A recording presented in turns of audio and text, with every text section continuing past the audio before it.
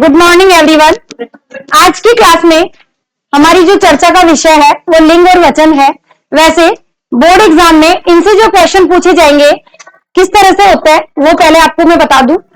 आपको शब्द दिए जाएंगे और पूछ सकते हैं कि इसका लिंग परिवर्तन कीजिए, जेंडर इसका परिवर्तन करो। स्त्रीलिंग दे देंगे तो आपको पुल्लिंग बनाना है, पुल्लिंग दे दिया तो आपको स्त्रीलिंग बनाना है। दूसरा क्वेश्चन आ सकता है कि आपको पहचानना है, कोई शब्द देके पूछ रहे बताइए इसमें ये कौन सा लिंग का उदाहरण है, तो आपको बताना होगा कि ये स्त्रीलिंग है या पुल्लिंग है। तो इन चीजों को पहचानना है, उसके कुछ नियम होते हैं। उन नियम को बताने से पहले कुछ क्वेश्चंस है आपके लिए जो मैं यहां लिख रही हूं।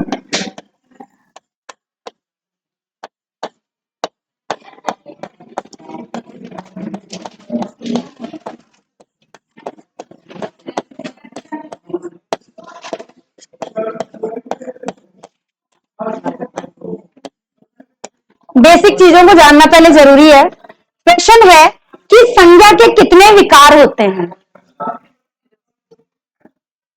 हाँ, है कोई आइडिया किसी को? हाँ ठीक है। विकार का मतलब ही क्या हो गया?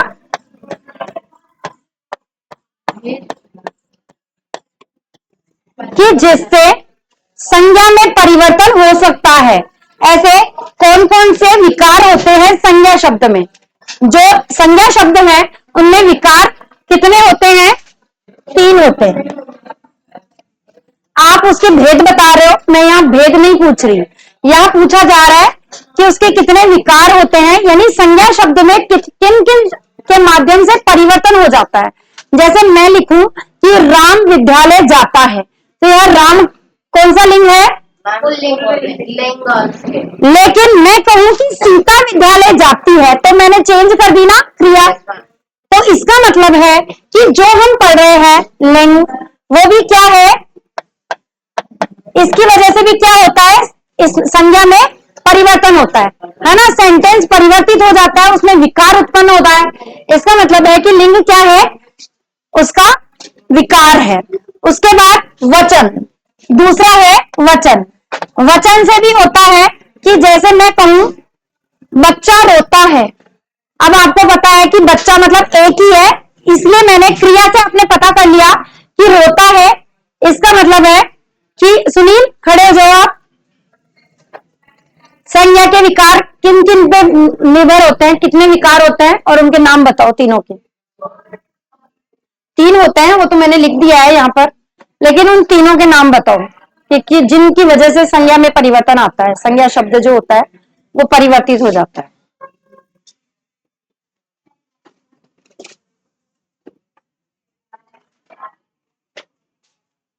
हाँ, ये एक प्रॉब्लमेटिक क्वेश्चन है आपके लिए। अब मैं इसका सॉल्यूशन बताती हूँ कि लिंग जो है उससे परिवर्तन आ गया, वचन से कैसे आएगा। जैसे मैं कह रही हूं बच्चा रोता है, इसी को मैंने ऐसे कन्वर्ट कर दिया कि बच्चे रोते हैं, तो रोता है की जगह मैंने क्या कर दिया, रोते हैं। तो इसका मतलब मैंने उसका वचन बदल दिया, बच्चा से बच्चे कर दिया। वचन ही बदला ना, लिंग थोड़ी बदला है। मैंने वचन बदला है, बच्चा से बच्चे कर दिया। इसका मतलब है कि ये इनसे विकार होता है, लिंग से भी विकार होता है, वचन से भी होता है। और तीसरा कौन सा है? कारक है। मैं कहूं राम का बैग यहां रखा है, तो राम अकेला है तो का आ गया। बच्चे लिख दूंगी, बच्चों के बैग यहां है, का की जगह के हो गया, बदल गया ना, उसमें विकार आया ना, परिवर्तन हुआ। इसका मतलब है कि ये 3 चीजें जो है वो संज्ञा के विकार होते हैं। कौन कौन से? लिंग, वचन और कारक। इनसे उसमें क्या आता है, विकार आता है। ये तो थी एक बेसिक बात। अब है कि हम सबसे पहले लिंग को देख लेते हैं। वैसे एक बेसिक सा क्वेश्चन, लिंग कितने प्रकार के होते हैं और लिंग कहते किसे हैं? पुनीत आप बताएंगे। आपने सिर्फ भेद बताए हैं, मैं उसकी परिभाषा पूछ रही हूं। अगर आपको ऐसे आ जाए आपके एग्जाम में कि लिंग किसे कहते हैं, तो आपको परिभाषा क्या दोगे आप? एक सटीक जो परिभाषा होती है वो क्या होगी?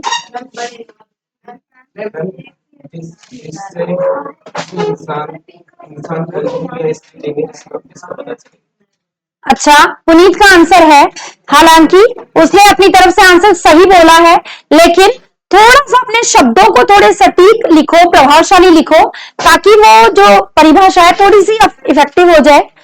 क्या हम शब्द कह सकते हैं कि ऐसे शब्द के ऐसे रूप जिनसे किसी भी व्यक्ति, वस्तु या फिर प्राणी उनके स्त्री या पुरुष जाति के होने का बोध होता है, वो क्या कहलाते हैं?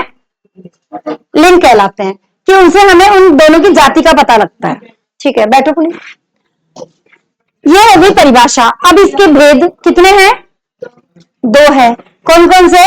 स्त्रीलिंग और पुल्लिंग। हाँ, क्यों?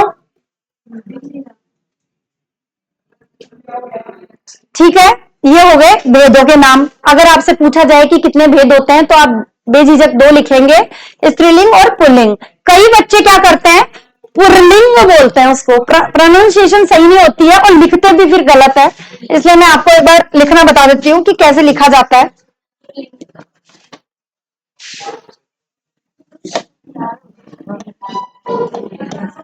दो भेद कौन कौन से? पहला है स्त्रीलिंग,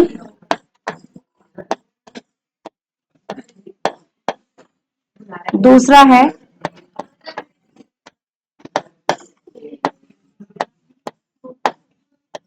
पुल्लिंग। ठीक है, अब हम बात करें कि स्त्रीलिंग किसे कहते हैं। पता होगा, जो स्त्री जाति का बोध करवाते हैं, ऐसे शब्द जो स्त्री जाति का बोध कराते हैं क्या कहलाते हैं? स्त्रीलिंग। और पुल्लिंग किसे कहेंगे? जो पुरुष जाति का बोध कराते हैं वो पुल्लिंग हुए। उसके बाद है कि वैसे बेसिकली आपके पास शब्द ही आते हैं, लेकिन उनके कुछ नियम भी होते हैं कि जिससे आप ये पता कर सकते हो कि वो स्त्रीलिंग है या पुल्लिंग है। अब मैं जैसे एक सेंटेंस देती हूं आपको, उस पर आप सेंटेंस बनाना। एक शब्द देती हूं आपको मैं, शब्द देके फिर बताना मुझे कि कौन सा शब्द इसमें होगा, कौन सा लिंग होगा। सावन। सावन शब्द से आप पहचान करके बताओ कि इसमें कौन सा लिंग है। कैसे पहचाना आपने? कैसे पहचाना? क्या प्रोनाउंसिएशन से सारे शब्दों को पहचान लोगे? ठीक है, आपका जो आंसर है आपने जो दिया है उसके अलावा मैं और ऑप्शन देती हूं, सुनना उनको। ब्रह्मपुत्र।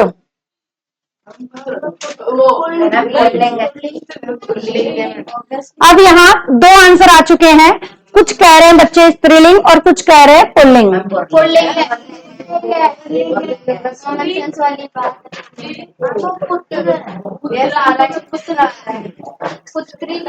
अच्छा, हीरा। हीरा शब्द क्या है? कुछ बच्चे कह रहे हैं स्त्रीलिंग है, कुछ कह रहे हैं पुल्लिंग है। ठीक है, हाँ हाँ ठीक है। ब्रज। ब्रज बताओ। बताती हूँ, अभी बताती हूँ। पहले एक बार मैं जानना चाह रही हूँ, ब्रज क्या है? पुल्लिंग लगा दिया आपने। चलो, आप लोग सभी कंफ्यूज हो, तो आपको क्या करना है, इनकी पहचानने का सबसे सटीक तरीका क्या है? वो ये है कि जो भी शब्द होता है आपके सामने, आप उसको पहले एक सेंटेंस में फ्रेम करो, एक वाक्य बनाओ उसका, फिर देखो कि वो वाक्य कैसा बन रहा है। जैसे मैं कहूं ब्रज, आपने सबने कह दिया कि ये पुल्लिंग है। अब मैं इसका सेंटेंस बनाती हूँ। ब्रज भरतपुर की भाषा है ना? मैंने कहा ब्रज भरतपुर की भाषा है, मैंने ये तो नहीं बोला कि ब्रज भरतपुर का भाषा है। बोला क्या मैंने? जबकि पुल्लिंग में तो का आना चाहिए ना, आना चाहिए ना, खुद देख लो। तो क्या आंसर आ रहा है? ब्रज भाषा है, जगह भी तो है, वो इसीलिए उसका नाम वो पड़ा है जगह का। हाँ, तो अगर आप इस तरह से चीजों को याद पढ़ोगे तो रटने की जरूरत नहीं पड़ेगी कि ये स्त्रीलिंग कैसे है, ये पुल्लिंग है, इसको रट लो। नहीं, रटना नहीं है। किसी भी शब्द, अगर आपके सामने कोई शब्द आ जाता है और आपसे पूछा जाता है कि बताइए इसमें कौन सा लिंग है, तो आपको इजी गोइंग कुछ नहीं करना, उसे एक सेंटेंस फ्रेम कर लेना।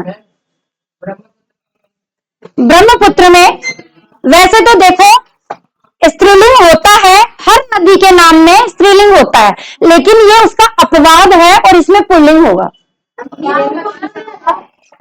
बता रही हूं ना कि अपवाद है। सारी नदियों के नाम किसमें आते हैं? स्त्रीलिंग में आते हैं, लेकिन 3 नदियां हैं जिनके नाम पुल्लिंग में आते हैं। एक तो शोण, एक ब्रह्मपुत्र और एक सिंधु नद।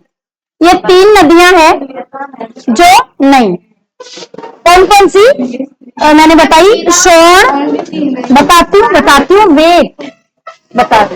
शोण है, ये ब्रह्मपुत्र है,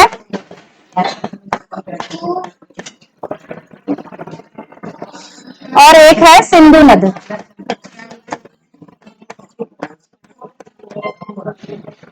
ये जो शब्द है ये आपके अपवाद है, बाकी नदियों के सारे नाम किसमें आएंगे? स्त्रीलिंग में आते हैं। आपको कुछ नियम जो इसके हैं वो मैं बता देती हूँ कि किस किस के नाम तो पुल्लिंग में आते हैं और किस किस के नाम स्त्रीलिंग में आते हैं। हाँ, हीरा पूछा, बताओ, सेंटेंस फ्रेम करके बताओ जैसे मैंने तरीका बताया। पता लग गया? और सेंटेंस फ्रेम करो, उससे सेंटेंस बनाओ। अब ऐसे तो कुछ भी आप उसको संज्ञा में कुछ भी बना सकते हो। हाँ,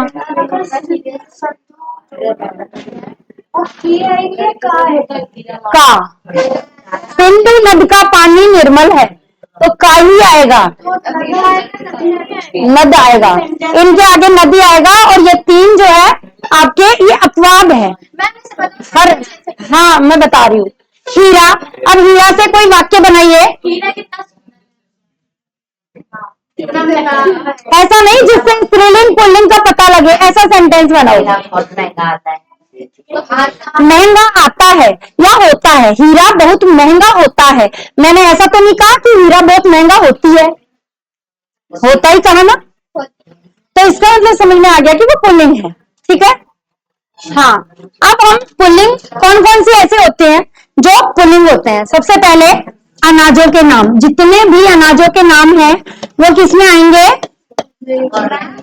चावल, हाँ, वो सब किसमें आएंगे? प्राय पुल्लिंग होते हैं सारे। मैंने कहा कि प्राय पुल्लिंग होते हैं। आप इसको 100% मत लेना, कोई भी चीज 100% ग्रामर में होती ही नहीं है, क्योंकि एक्सेप्शन होते हैं। yes, और वो तो शायद सब सब्जेक्ट में होते हैं। yes, अपवाद नाम की चीज। yes, तो यहाँ पर भी 1% अपवाद मिल सकता है, लेकिन 99% ये फैक्ट है, और अपन को 99 पे जाना है। प्राय अनाजों के नाम क्या होते हैं? पुल्लिंग होते हैं। वृक्षों के नाम, ये भी क्या होते हैं?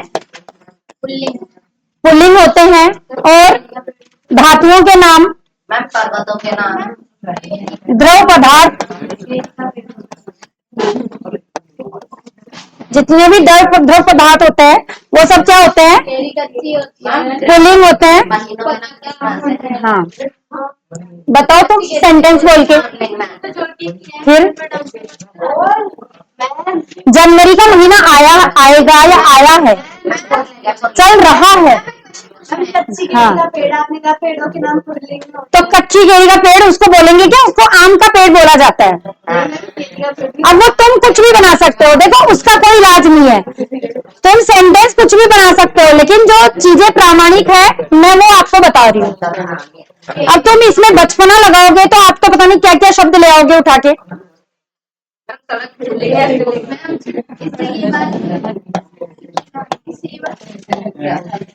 सड़क, यह सड़क मेरे घर को जाती है, इसका मतलब ये स्त्रीलिंग हो गई। अपने आप बनाओ, किसी के ऐसे नहीं करना है कि कोई हमें बताएगा तब हमें इसका आंसर आएगा। कितना इजी सा लॉजिक बताया मैंने आपको कि हर शब्द से सेंटेंस तो बना ही सकते हो ना, इतनी हिंदी तो आती होगी। सेंटेंस बनाओ और इजीली आपका आंसर आ जाएगा। ग्रहों और नक्षत्रों के नाम, ये भी किसके अंतर्गत आता है? पुल्लिंग में आता है। और किस किस के नाम आते हैं? पर्वतों के नाम जितने भी है वो किसके अंतर्गत आएंगे? पुल्लिंग में आते हैं। तो ये जो चीजें हैं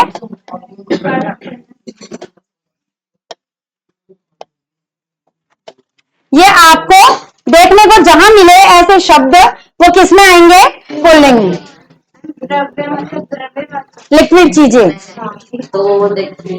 जैसे हाँ दूध, घी, छाछ, दही, शहद, पानी, ऐसे।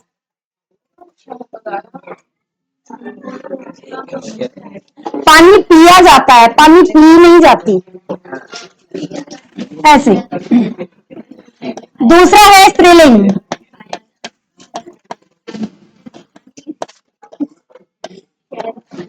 स्त्रीलिंग, हाँ स्त्री जाति का बोध कराते हैं। अब इनकी पहचान एक आपको मैंने अभी बताया कि नदियों के नाम, एक्सेप्शन में आपको बताई दिए मैंने। नदियों के नाम किस में आएंगे? स्त्रीलिंग में। दूसरे भाषाओं के नाम,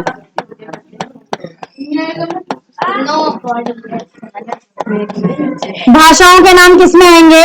जितनी भी आपकी उर्दू, हिंदी, फारसी, गुजराती है ना, मलयालम, कितनी भी भाषाएं ले लो, सारी भाषाएं किसके अंतर्गत आएगी? स्त्रीलिंग के अंतर्गत आएगी। तीसरा है तिथियों। सॉरी ये यहाँ पर है ना, तुम लोग बोले भी नहीं हो, मतलब इसका मतलब है कि सिर्फ देखते ही रहना है, बाकी कुछ बोलना नहीं है हमें। हुआ है कुछ, अभी बताती हूँ। यहाँ पर महीने आएंगे।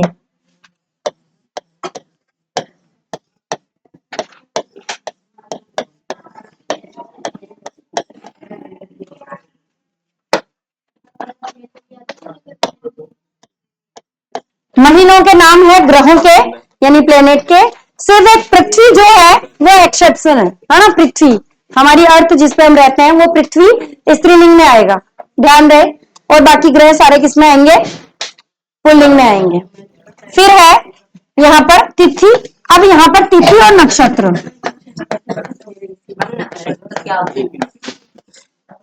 वो जैसे आपकी कुंडली वगैरह जो बनाते हैं ना, वो नक्षत्र वगैरह देखते हैं समय के, वो नक्षत्र होते हैं। जैसे रोहिणी नक्षत्र में पैदा हुआ है कोई, तो ऐसे नक्षत्र होते हैं। उन वो सारे नाम किसमें आते हैं? हिंदी में ही बता रही हूँ मैं, यहाँ अंग्रेजी या उर्दू थोड़ी बोल रही हूँ, हिंदी ही बता रही हूँ। हिंदी में नक्षत्र कहते हैं, हाँ हिंदी में ही कहते हैं। तिथि आप जानते ही हो, जैसे हम कहते हैं कि आज कौन सी तिथि है, कोई कहता है अमावस्या है, कोई कहता है पूर्णिमा है, कोई 11 है, कोई 12 है ना, त्रयोदशी है, चतुर्दशी है, एक आज एक प्रतिपदा हो गई, दूज, तीज, ये होती है ना, द्वितीया, तृतीया, चतुर्थी, पंचमी, षष्ठी। ये जो तिथियां चलती है ये सारी किसके अंतर्गत आएगी? स्त्रीलिंग में आएगी। भाषाओं के नाम है, सारी जो भाषाएं हैं देश की वो सब किसके अंतर्गत आएगी? स्त्रीलिंग के अंतर्गत आएगी। ये तो था इनको पहचानने का तरीका। अब आपके पास कुछ शब्द आएंगे जो आपको पहचानना होगा कि ये कौन सा है। अब देखो यहां पर मैं लिख रही हूं मछली। अब ऐसे कहूं कि इसका लिंग बदलो, कैसे बदलोगे?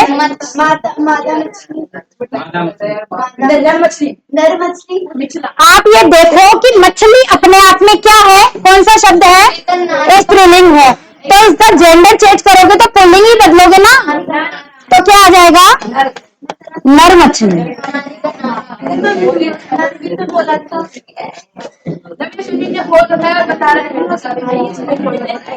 अब जैसे मैंने ले लिया कौवा,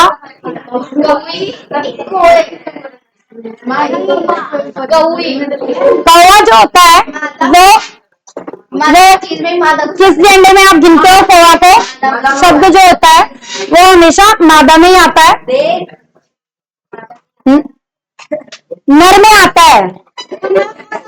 यही पूछ रही हूँ, देख रही हूँ कि तुम लोग कितने कंफ्यूज हो सकते हो, किस हद तक हो सकते हो। नर में आएगा, मादा में आएगा कौवा। भाई मैं इसकी बात कर रही हूँ, पहले इसकी बात कर लो। ये किसमें है? पुल्लिंग में है, ये नर में है, तो फिर क्या आएगा?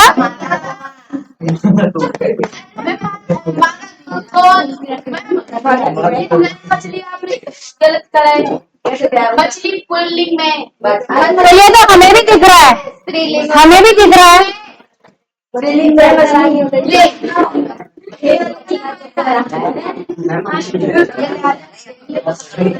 हाँ, तो इस तरह से आपको इनके जेंडर चेंज करने होंगे, बाकी जो साधारण शब्द होते हैं उनके इजीली हो जाते हैं। अब हम बात करेंगे वचन की। वचन का टॉपिक हम ले लेते हैं। अच्छा, वचन किसे कहते हैं? जिन शब्दों से किसी वस्तु के एक या उससे अधिक होने का बोध हो। ठीक है, आपका आंसर आ गया कि ऐसे शब्द जिनसे हमें पता लगे कि वो संख्या में एक है या अनेक है। तो वचन शब्द का ये रौनक, आप खड़े हो जाओ। वचन जो शब्द है उसका शाब्दिक अर्थ क्या है?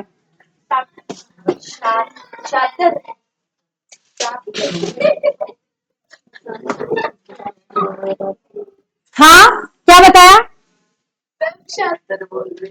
वचन जो शब्द होता है उसका शाब्दिक अर्थ हम व्याकरण में लें तो इसका मतलब होता है संख्या।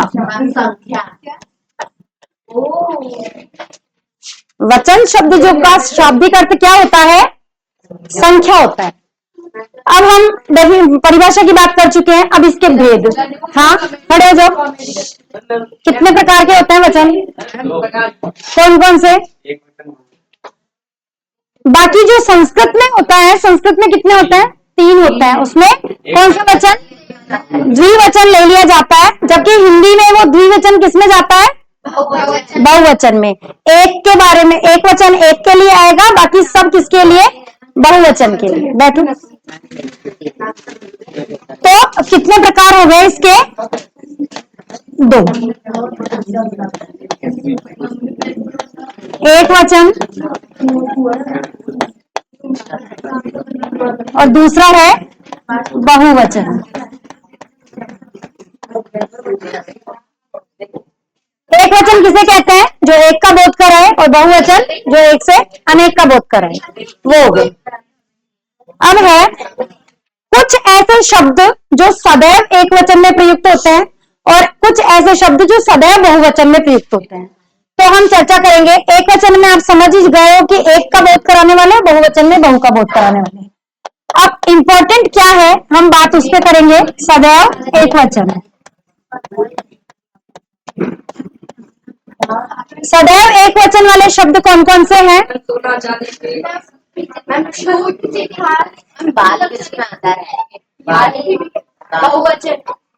आप सोच लो कि बाल एक तो नहीं होता ना, बाल होते हैं।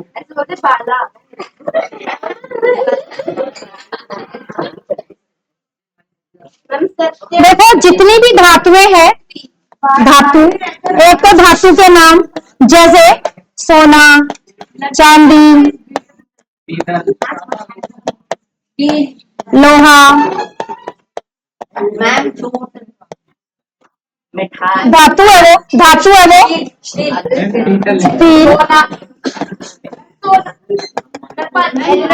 सिर्फ एक चांदी को हम एक्सेप्शन में लेंगे क्योंकि चांदी स्त्रीलिंग में आएगी, और वो इसमें मतलब अगर जेंडर का बताए तो मैं दोनों का लेके चल रही हूँ।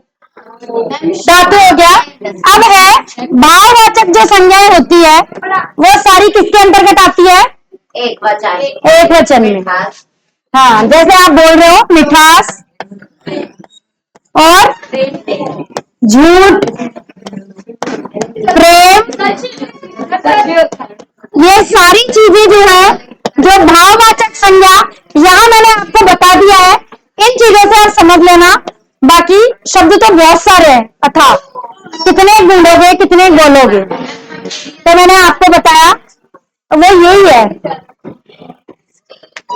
तो मैंने हिंदी में बता दिया है आपको। आगे बढ़ो। सदैव बहुवचन वाले एक बार सदैव बहुवचन वाले ले लेते हैं। सदैव बहुवचन, सदैव बहुवचन में कौन कौन से शब्द रहते हैं? आंसू, क्योंकि आंसू क्या करते हैं? हाँफते हैं। और हस्ताक्षर, प्राण, भाग्य,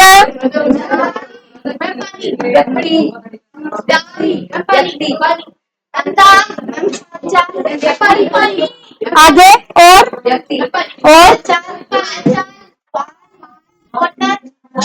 बाल, समाचार आदि आदि। तो ऐसी चीजें आप सेंटेंस में देखोगे, अपने आप पता लग जाएगा। आंसू आते हैं, आंसू आता नहीं है। हस्ताक्षर होते हैं, करते हैं, करता नहीं है। प्राण, पखेरु उड़ गए, उड़ गया नहीं, कि पक्षी की तरह जैसे उड़ गए। भाग्य, भाग्य में यही लिखा है ना? तो क्या ये कैसे हुआ बहुवचन में? सेंटेंस बनाओ।